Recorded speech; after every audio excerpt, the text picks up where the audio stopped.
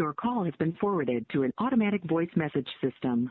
Matt Horn is not available. At the tone, please record your message. When you have finished recording, you may hang up or press 1 for more options.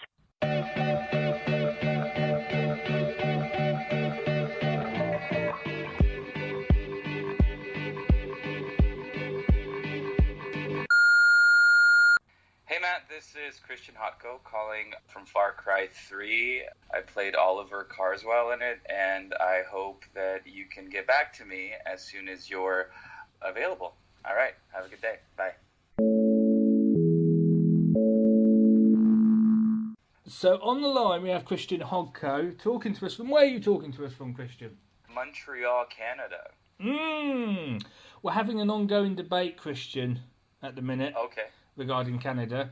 Oh, really? Yeah, because I want to go, and obviously I've had people from Vancouver, I've had people from Toronto, and now I've got you, which sort of doesn't help. So which out of the three is the best place to go in Canada? Well, it depends what you're looking to do. If you want to be in nature and you know, visit some beautiful like mountains, rivers, I would suggest Vancouver. If you're in it for like culture and nightlife, I'd suggest Montreal. Not Toronto. Listen, I've lived in both cities, and honestly, I don't want to get in trouble for saying this, but there isn't a better city to party than in Montreal, especially in the summer. Surely, though, the reason why Montreal is a better city is because Ubisoft is there. Now I'm in really big trouble.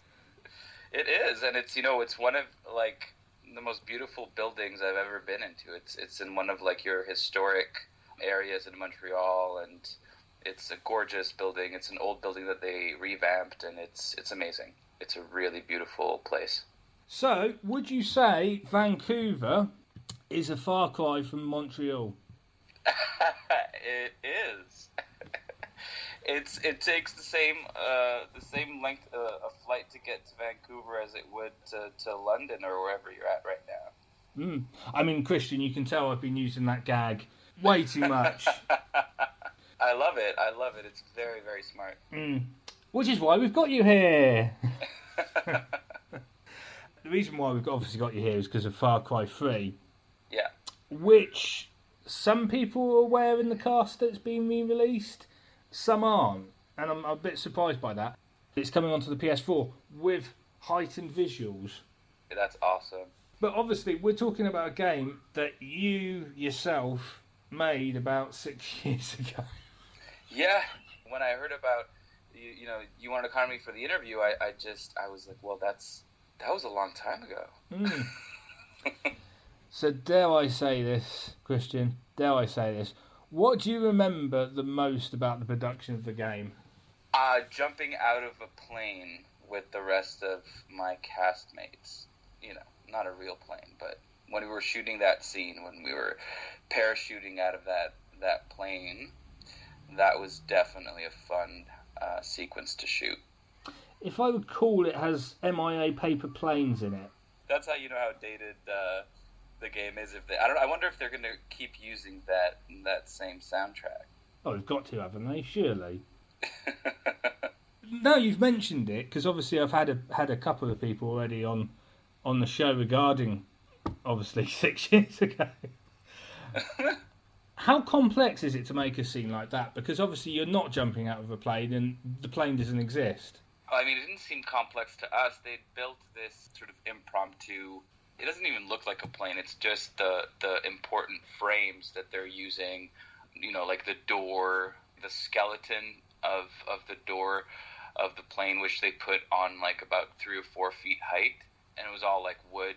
And we were sitting on these little wood benches, and then they had this cushion for us to jump out of and onto.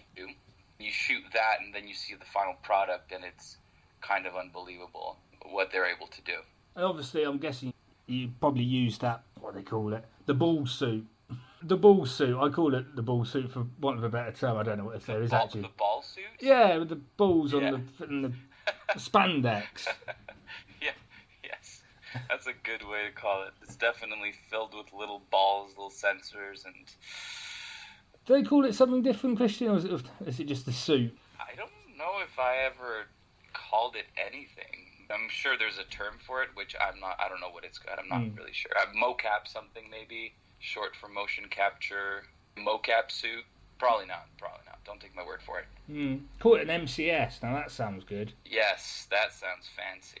Well, obviously, yeah, we are talking about mocap, which is now, obviously 6 years ago they were still experimenting with it and what they could do with it. Now it's just the industry norm. Yeah. What are your views on the technology and where it could possibly go? Oh my God. I mean, if you just look at, what they're doing with animated movies nowadays and their capacity to recreate such real looking characters, I mean, I don't know. It's going to maybe become even more real or interesting to watch than the real thing, than live action. And even 6 years ago, I was watching, the engineers work on some of the stuff, and 6 years ago it was unbelievable, and today it's just and with the the 4K TVs, that's getting more advanced. Oh, but not to mention what's it called, virtual reality, and visualizing something like Avatar in the future, where you're just gonna kind of fully embody yourself into a video game.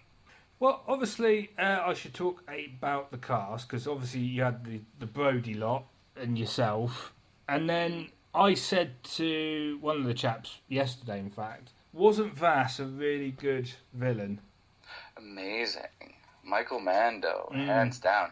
I'd known Michael like a couple of years before we shot that, and at the time we were represented by the same agent, and I remember just the first day of rehearsals when we were in just this room, we were just doing just blocking some of the scenes, and Michael was he was so into it, just like very method.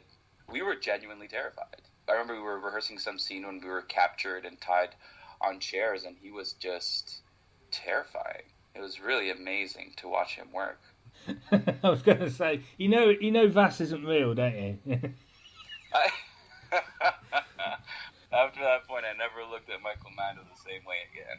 Well, in that case, saying all that then, are there any sort of funny anecdotes you could share about the production of 6 years ago? Funny. That's always such a pressure question for me. The pressure to say something that actually is funny. So many things that are funny to me aren't funny to other people. Funny. A lot of what we shot was just us being chased and almost killed half the time. So a lot of the work that we were doing was very dramatic. I can't really think of a funny scenario. Well, here's maybe a funny kind of problem that you have to deal with when you're doing mocap, is that when you walk into the shooting studio, when they suit you up on mocap, you're not allowed to take the suit off anymore, because they do this monitor test on the computer. You do several movements, and then they kind of register that into the database before they shoot, which means that if you need to go to the bathroom, you got to make sure that you do it before they do that. And one day on set, it was just like one of those things, you get just anticipating the fact that you can't go to the bathroom the moment they zip that suit up is really kind of worrisome. Was worrisome for me. So then you've got the suit strapped on and everybody's ready, and then you're like, we're going to be shooting for the next 3 hours without a break. I want to go to the bathroom now. And I kind of went and I kind of put the suit back, tried to hide the fact that I'd undone it, and of course they found me out, and we had to delay the start of the shoot, and they had to redo the whole motion capture test in front of everybody, and everybody knew that it was because of me. Oh, Christian. Awkward. Not so funny as much as awkward, I think. Well, I mean, funny moments from the game, I suppose we can briefly go over. Have you actually played it? That's a good question. I did once. I was in Toronto at the apartment actually of one of Alex Harouche was one of the cast members, and I was there with a few of my friends, and I played it for the first time, and it was really amazing. I didn't get far enough to see Oliver Ollie, some of my scenes. Just the sort of intro, I saw that, but I didn't actually get to play and try to save him. I didn't get that far into the game. So you didn't get to the bit where you get a flamethrower and I did not get to that bit. No. But a lot of what I saw was just snippets that, fans would put online and, little scenes that, I don't know how they screen capture those things from a video game, but that was kind of most of the material that I saw was like that. It's very easy. Oh, is it? Oh, yeah. Relatively straightforward to do. I really don't like people who do that. As in, they put the walkthroughs up on YouTube. Oh, really? Yeah, I'm not a fan. I kind of like that. I like that because, like, before I'm thinking about, like, playing a game or buying a game, I like to see, like, what it looks like, But then that's why they've got the trailers, though, isn't it?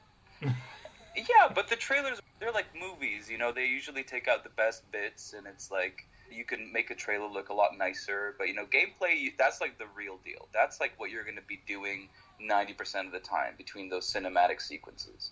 I've never actually watched the whole, I never go through, the whole hour-long walkthrough. It's just to sort of see what it looks like. It's a more of an aesthetic thing for me. On the subject of Far Cry, actually, because obviously you've got the sequel and the sequels that have progressed as well, to the point where there was one actually released a month or so ago, Far Cry 5. Mm-hmm. No connection whatsoever, I don't think, between 3 and 4 and 2 and 1. In Far Cry 4, there's a bit at the start where you can sort of not do anything in the game. For about 10 minutes, you just sort of sit there and do nothing. And then the character comes back. I'm probably giving it away a bit. Character comes back, you go off, do whatever, end of the game. You can finish Far Cry 4 in 10 minutes. What? I know. And I thought I was onto something. What? Yeah, I know. I thought I was onto something until I saw the YouTube walkthrough of someone actually doing it. And I thought, damn, I thought I was onto something there. Wow. Was that like some kind of glitch? No. Obviously, I'm guessing not. But No, intentionally. Spoiler, yeah. Yeah. Well, let's talk a bit about you, Kristian. You yourself. Yes. What made you want to get into acting in the first place? I've been asking myself that a long time. I'm not 100% sure. It was just this kind of radical decision that I made when I was like 12 or 13 years old. When I made that decision, it took me about 6 years to actually get into it, so I had no idea if I had any talent. I think I was really bored with my life at that time, and I wanted some kind of like excitement. Yeah, it just kind of like happened. I got a vision of myself being an actor, and I thought, okay, that's what I'm going to do. I'll try that, and it became an obsession, and just haven't stopped since. And I was very glad to discover that I actually did enjoy doing it when I started around the age of 17 or 18. Funny enough, you're on a roll here, Kristian. There's been a sort of a personal dig at me for the last 5 podcasts or so at the minute, whereby I've recently turned 30, Kristian. Oh, welcome. And the running gag, I suppose, is what advice would you give to anyone who's just turned 30? How do you know I'm older than you? I'm guessing. I have very little, but a little bit more experience than you. I don't know. I haven't figured it out. I mean, it felt the same to me. I don't know. I feel like it's just another year. It's like being 20, I guess. Nothing's really changed. Nothing really changes. Your body's still fully functional. You might want to do a little bit more exercise. I don't know if the whole metabolism has an effect on when you turn. I've heard that when you turn 30, metabolism slows down. I don't know if that's true, but I've definitely been exercising a lot more. Maybe that's subconscious.